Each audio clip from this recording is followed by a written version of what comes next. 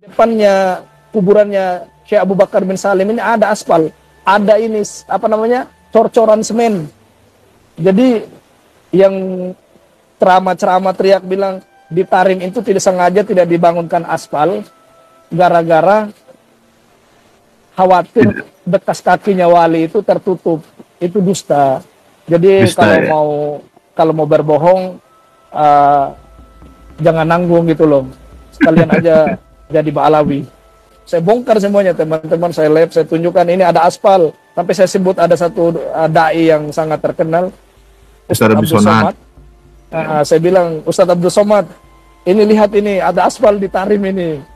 Cobalah kalau kita mau ceramah dengan di depan masyarakat itu, coba bangun dengan kejujuran.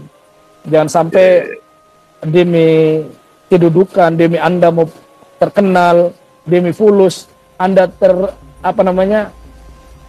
buta dalam kebenaran. Itu sangat disayangkan.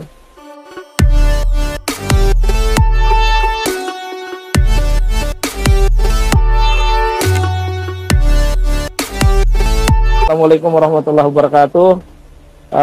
Salam kenal buat semuanya. Insya Allah kita akan membuka beberapa penemuan selama saya di Yaman, mudah-mudahan dibantu oleh Allah Subhanahu wa Ta'ala.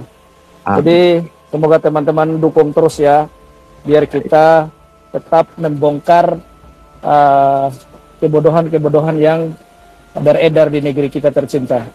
Alhamdulillah hamdan katsiran thayyiban mubarakan fih kama yuhibbu rabbuna. Amma ba'd.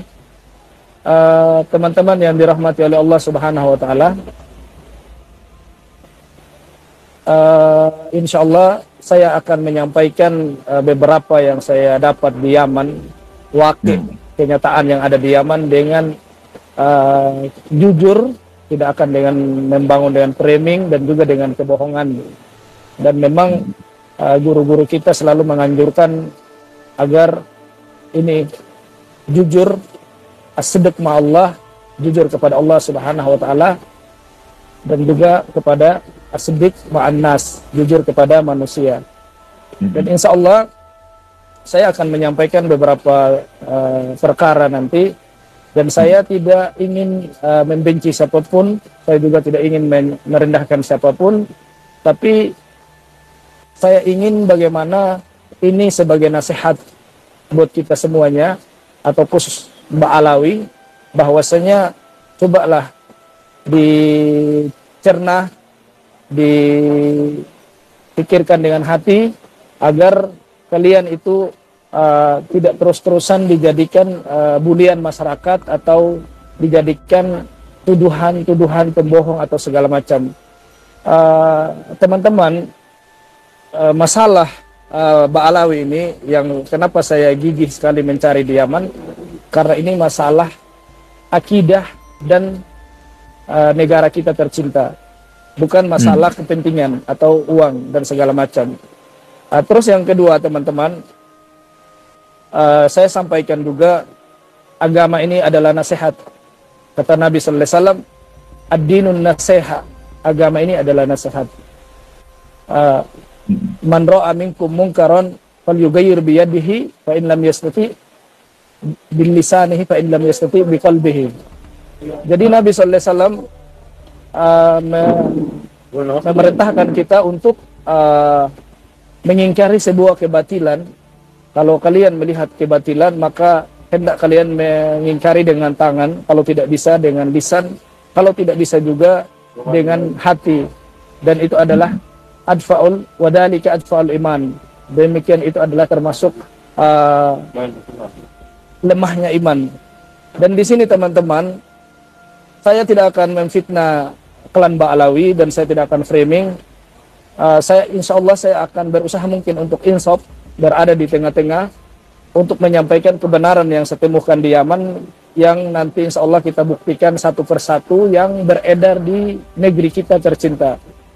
Tentang Faqih al-Muqaddam, beberapa ahli tarikh seperti orang-orang ini ahli sejarah tentang Faqih al-Muqaddam ini memang orang ini didengar begitu saja, tapi tidak ketahui di mana dikubur, matinya di mana nggak ada yang tahu.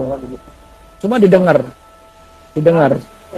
Terkenal. Cuma kalau masalah nggak terkenal, cuma hanya beberapa orang, tergelincir orang yang tahu. Beberapa daerah saya datangi, karena mereka mengatakan sohra wal istifadah, saya pengen buktikan tentang kesohrohnya si Fakih Al-Muqaddam itu, teman-teman. Ternyata beberapa daerah saya tanyakan tentang Fakih Al-Muqaddam, itu tidak, kebanyakan 99% orang-orang Yaman tidak kenal. Suhra wal istifadah itu kan seseorang yang dikatakan suhra itu kan dia itu muktabar, sangat terkenal dari ujung ke ujung, dari fatwanya, dari tulisannya, terus dari kitab-kitabnya pasti terkenal. Cuma yang saya temukan tentang Fakih Al-Muqaddam di Yaman ini tidak seperti yang diceritakan di Indonesia. Contohnya mereka mengatakan Fakih Al-Muqaddam itu mi'raj 70 kali sehari, atau 15 kali 25 kali sehari, 27 kali sehari, atau 7 kali sehari. Itu hadis-hadisnya di riwayat-riwayat tentang Fakih Al-Muqaddam tertulis dalam kitab mereka itu, di dalam Syarah Ainiyah kitab Ba'alawi itu memang tertulis wa fi riwayatihi sab'a wa isyrina marot, terus wa fi riwayatihi sab'ina marot, wa fi riwayatihi sab'a marot.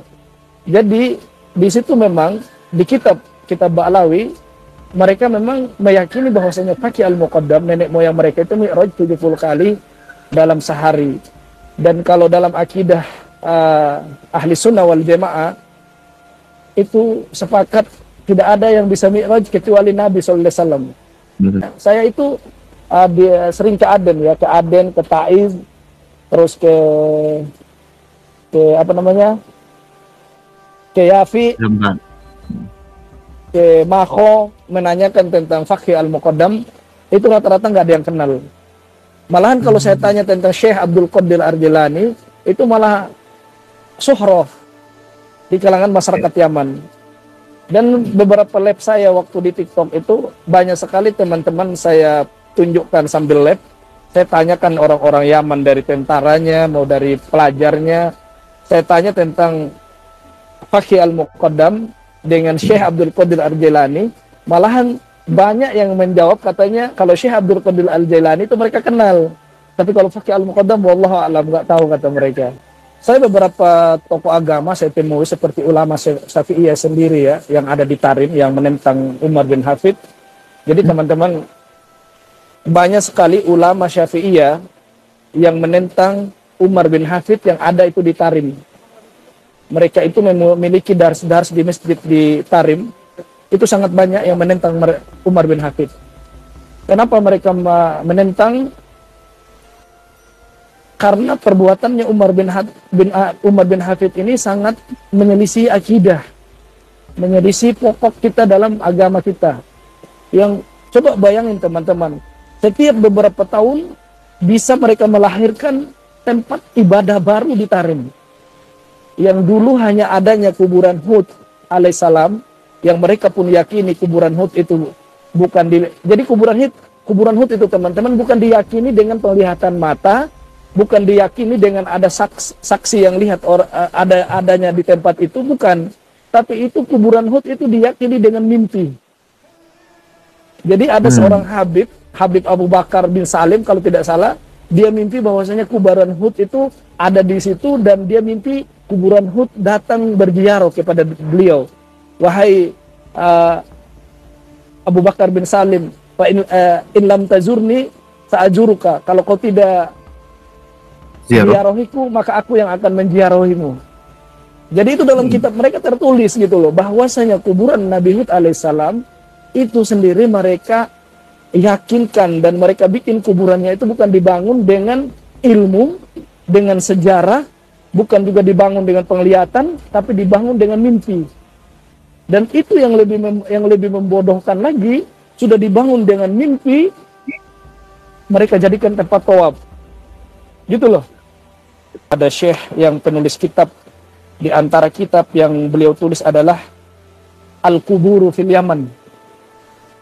Judul kitabnya itu Al-Quburu fil Yaman. Itu Imam Syafi'iyah atau apa namanya, ulama Syafi'iyah yang ada di Tarim. Dia membongkar dan membantah habis-habisan tentang adanya kuburan palsu dan membangun kuburan palsu yang dibikin oleh Ba'alawi. Itu sangat terkenal kitab itu, namanya Al-Quburu fil Yaman. Al-Quburu fil Yaman. Itu nama kitabnya. Iya. Saya pernah di lab itu, saya pernah tunjukkan ke teman-teman nama kitabnya, sampelnya saya pernah tunjukkan. Dan ini ulama Syafi'iyah yang masih lurus, beliau sangat menentang. Dan di dalam kitab itu juga ada terdapat, saya baca sendiri kitabnya, bahwasanya di tahun 135 Hijriyah atau Masih atau Allah alam saya lupa ya. Dia itu ternyata yang menggagas pertama membangun, memasangkan kain, menaruh bunga-bunga, menghiasi kuburan, itu adalah seorang Habib pelakunya. Gitu loh. Di dalam kitab itu tertulis maka yang menggagas pertama untuk membangun kuburan, menaruh kain, terus menaruh bunga-bunga seperti di Indonesia itu kan kuburan kayak megah banget, itu ada bunga. Itu memang di dalam kitab mereka. Itu memang yang dibantah itu oleh ulama Syafi'i yang ada di Tarim ini. Memang di dalam kitab itu ada gitu. Jadi gini teman-teman, orang Asy'ari atau orang tasawuf itu sendiri di Tarim itu teman-teman, ada memang tasawuf yang masih lurus, dan memang tasawufnya Umar bin Hafid ini memang tasawuf yang agak lain, yang sulit bisa ditebak. Rata-rata ada beberapa ulama tasawuf yang saya temui ya, saya juga nanya fikih di mereka karena mereka sangat luar biasa tentang kefikihannya. Ulama-ulama tasawuf ini, ulama Syafi'iyah ini yang saya sebut tadi, mereka itu sangat menentang keras dengan apa yang dilakukan di dekat-dekat Darul Mustafa itu, atau itu kuburan. Ada yang lebih parah teman-teman ya. Setelah tempat tawaf kuburan Hud alaihissalam beberapa puluhan tahun diresmikan, itu ada lagi tempat tawaf yang kedua, namanya Mi'rab. Mi'rab itu mereka namakan Mi'rab. Itu kata mereka gelas Nabi Sallallahu Alaihi Wasallam. Dulu Nabi Sallallahu Alaihi Wasallam pernah datang ke Hadramaut dan minum air, gelasnya dia lupa. Gitu loh. Mereka yakini itu, dan gelas itu sekarang dibikinkan seperti dibikinkan sebuah kayak menara gitu, terus untuk ditawafin juga. Gitu. Saya bingung, kata mereka Nabi Sallallahu Alaihi Wasallam pernah ke Hadramaut atau ke Yaman lah, taruhlah. Tapi pertanyaan saya, kenapa Uwais Al-Qarni kok masih jadi tabi'in, nggak jadi sahabat gitu loh. Padahal dia adalah manusia yang Nabi Sallallahu Alaihi Wasallam perintahkan ke Umar ibn Khattab, kalau ada seorang laki-laki yang bernama Uwais Al-Qarni, minta doa kepada dia. Dia datang dari Yaman. Kalau memang Nabi pernah ke Yaman, kenapa orang-orang ini yang pengen ketemu dengan Nabi tidak jadi sahabat gitu loh. Tetap sejarah mencatat mereka adalah tabi'in. Itu lucu juga, lucu. Jadi kalau bilang Nabi pernah datang minum air, terus gelasnya dia taruh di Hadramaut, kalau menurut saya itu adalah palsu, tidak dibenarkan dalam syariat. Itu adalah cerita-cerita dongeng. Mereka selalu melakukan setiap bulan Sa'ban, kalau nggak Sa'ban Muharram, mereka ini dari segala penjuru mereka datang keliling kayak tawaf Ka'bah. Jadi mereka keliling kayak seperti tawaf Ka'bah begitu. Jadi memang itu kalau menurut saya itu semua bisnis, masalah fulus. Menurut saya itu yang saya pahami itu. Ulama-ulama Syafi'i yang ada di Tarim itu menyerang lewat mimbar, lewat mikrofon tentang kesesatan dan tidak bolehnya hal-hal yang dilakukan oleh Umar bin Hafid yang mereka tentang itu banyak sekali. Gitu. Jadi gini teman-teman, dipahami dulu ya, adanya Duria Nabi atau klan Ba'alawi ini terjadinya 30 tahun yang lalu. Ini ahli-ahli tarikh yang saya temui di Yaman, yang mengaku klan Ba'alawi atau sampai detik ini kita kenal di Indonesia Robito Alawiyah, itu terjadinya 30 tahun yang lalu. Dulu yang ada di Yaman itu cuma hanya 2 nakobah. Ada Al-Hasani dan ada Bani Hasim. Dan Ba'alawi dulu mereka mengaku-ngaku mereka dari Bani Hasim. Itu awal-awal mulanya. Awal-awal mulanya mereka belum berani ngaku mereka adalah Habib atau durian Nabi. Mereka masih menempelkan diri mereka ke Bani Hasim. Ya mungkin di Yaman itu Bani Hasim ini adalah orang-orang bawazir dan pecah-pecahannya seperti itu. Itu sejarah mencatat itu orang-orang ahli tarikh. Kalau teman-teman tahu yang namanya kitab At-Tarikh Hadromiyah, itu kitab sangat ditakuti oleh Ba'alawi. Nama kitabnya itu At-Tarikh Hadromiyah. Itu kitab sangat ditakuti oleh Ba'alawi. Karena kitab ini memang membongkar semua Ba'alawi ketika mereka itu berkuasa di Yaman. Gitu loh. Dengan partai komunisnya. Pernah. Pernah. Itu mereka pernah berkuasa kalau nggak salah di tahun 1800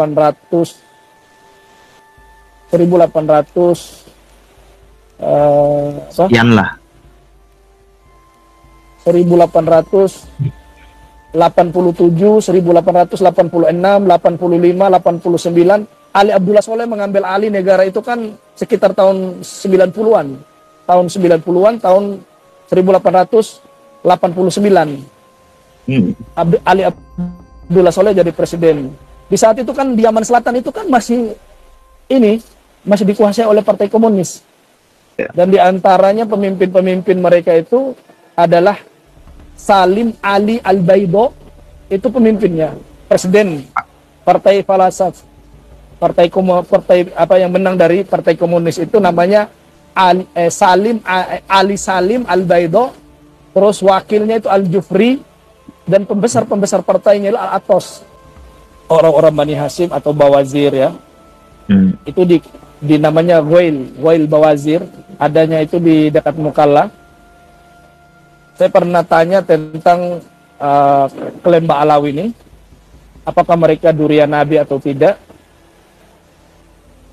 Mereka tidak pernah kenal apa itu Ba'alawi.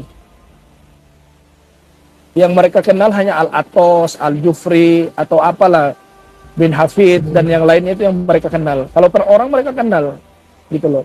Adapun kalau bilang mereka punya nakoba atau punya seperti yang ada di Indonesia Robito Alawiyah, mereka nggak tahu itu.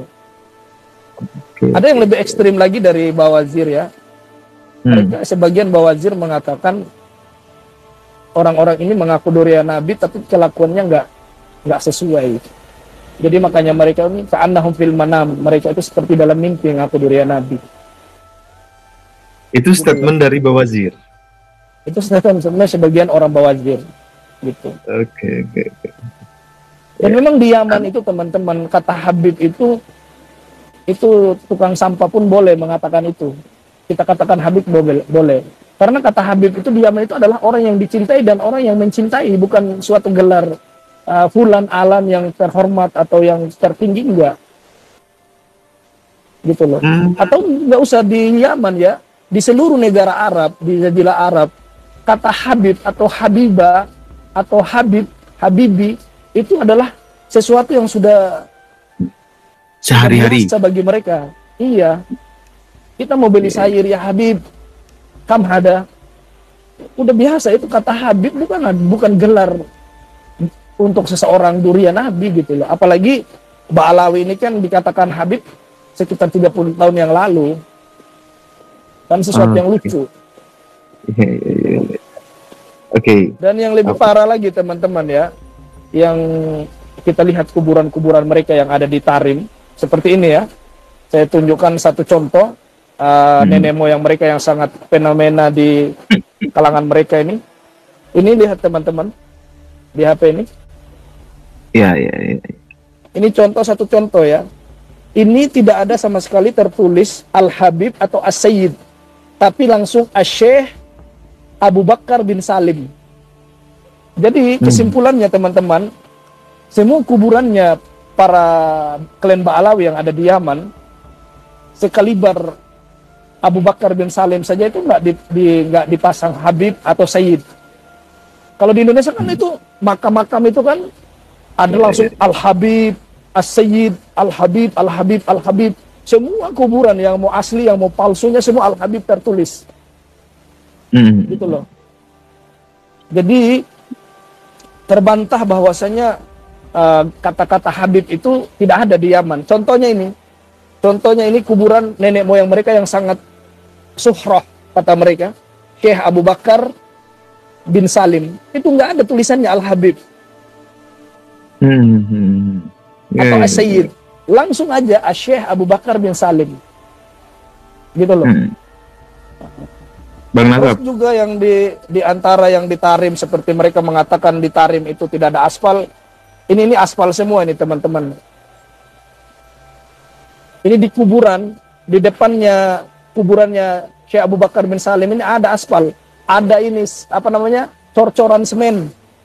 Jadi yang ceramah-ceramah teriak bilang di Tarim itu tidak sengaja tidak dibangunkan aspal, gara-gara khawatir bekas kakinya wali itu tertutup. Itu dusta. Jadi kalau mau berbohong, jangan nanggung gitu loh. Sekalian aja jadi Ba'alawi. Saya bongkar semuanya teman-teman, saya lab, saya tunjukkan ini ada aspal. Sampai saya sebut ada satu dai yang sangat terkenal, Ustadz Abdul Somad. Saya bilang, Ustadz Abdul Somad, ini lihat ini ada aspal di Tarim ini. Cobalah kalau kita mau ceramah di depan masyarakat itu, coba bangun dengan kejujuran. Jangan sampai demi kedudukan, demi Anda mau terkenal, demi fulus, Anda buta dalam kebenaran. Itu sangat disayangkan. Percuma belajar jauh-jauh tapi nggak bisa jujur dalam menyampaikan kebenaran. Ini pasir-pasir Inat. Saya memang datang ke sana teman-teman. Dijual 2 juta itu. Yang dijual di Sofi sekarang 2 juta. Itu gimana ini ceritanya? Pasir-pasirnya. Ini pasir-pasirnya.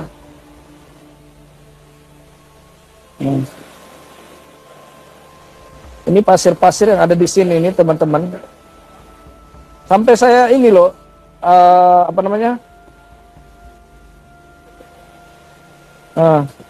saya datangi sendiri tempat-tempatnya. Saya pegang.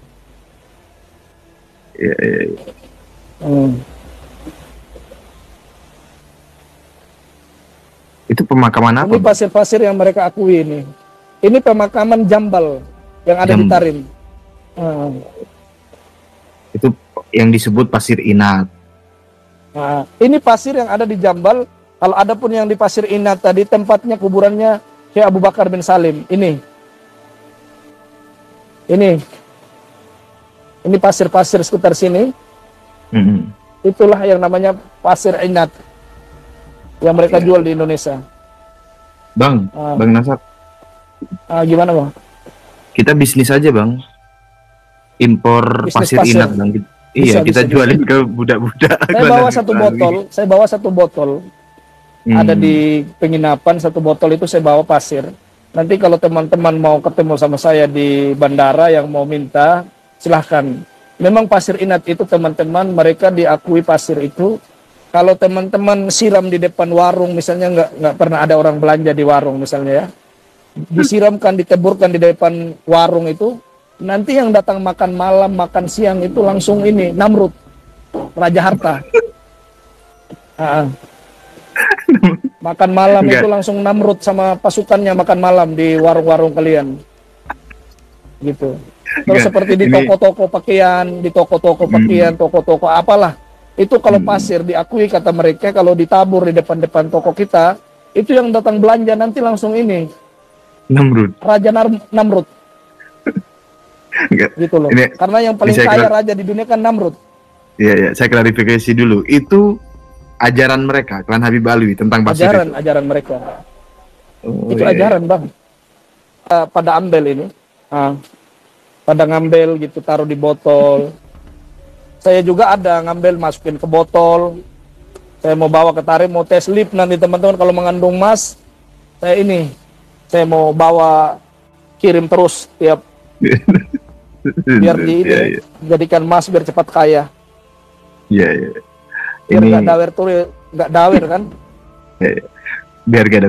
Karena memang waktu saya juga tidak terlalu banyak. Hmm. Di antara teman-teman yang saya buka di Yaman ini adalah adanya hujan susu. Habib-habib ceramah di Indonesia, kata mereka ada suatu habib datang ke Aden. Kata orang Aden, kalau memang kamu adalah seorang wali Allah, seorang habib, coba datangkan hujan susu. Dan habib itu pun berdoa, turunlah hujan susu sampai Aden membanjiri hujan susu. Dan saya tanya beberapa ahli tarikh atau imam-imam yang sudah tua di Yaman, mereka belum bilang, ada majnun, ada katanya. Gila, kata mereka. Ada amrun ajib, ini perkara yang sangat aneh, lucu. Gitu loh. Nah, Berarti tidak ada hujan nggak susu ada, itu dusta semata. Terus diantaranya lagi, seperti ada satu wali yang ada di Sihir. Daerah Sihir itu teman-teman dekat Wail Bawajir, dekat dengan Mukalla. Jadi dia di pinggir laut sana, daerah Sihir. Itu ada satu habib juga yang pernah ceramah di Indonesia, katanya ada seorang wali datang ke Indonesia, datang ke Sihir untuk mentes kewaliannya itu, kita ketok setiap rumah.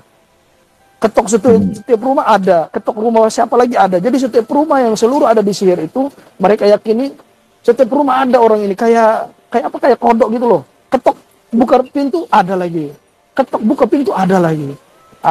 Dan ini saya tanyakan beberapa orang-orang di Yaman yang ada di kota Sihir itu sendiri, orang-orang, jangankan orang awamnya, tentaranya pun saya tanyakan, saya sambil les itu saya tanyakan, gitu loh. Itu mereka bilang nggak ada, yang gila katanya. Mereka anta majnun, mereka malah nuduh saya, ya akhi, idhab ila mustasfa ya akhi, anta marid. Mereka gini nih sama saya, ada soaluk, ada soal. Pokoknya mereka menyuruh saya, kalau kamu sakit ke rumah sakit, kata mereka. Jadi saya tanyakan tentang wali yang loncat sini, loncat ke rumah tiap fulan, rumah Alan itu, saya tanyakan ke mereka, mereka menganggap saya itu stres. Gitu loh. Jadi yang ada di Yaman itu juga, yang ada di Sihir itu juga tentang wali yang loncat kayak kodok ini, juga nggak benar ceritanya. Nggak benar. Ya. Nggak benar. Karena hal-hal seperti itu kan sebenarnya mukjizat kan, gitu loh. Yang memiliki mukjizat kan cuma Nabi. Iya. Kalau karomah mungkin wali Allah. Kalau karomah kita yakini itu wali Allah ada. Apa iya hujan susu didatangkan oleh seorang wali, kan lucu. Saya sudah banyak beberapa video teman-teman, daerah-daerah yang sudah beredar di YouTube itu, ditonton saja. Banyak sekali video-video yang saya di mana sambil lab menanyakan di orang Yaman tentang Faqih Al-Muqaddam. Mereka kebanyakan nggak ada yang kenal. Iya. Mereka kenal yang namanya Faqih. Itu mereka kenal. Faqih itu kan orang yang alim, orang yang berilmu. Kalau itu sekedar itu mereka kenal. Tapi kalau Al-Faqih Al-Muqaddam, klan Ba'alawi atau nenek moyangnya Ba'alawi, nggak kenal mereka.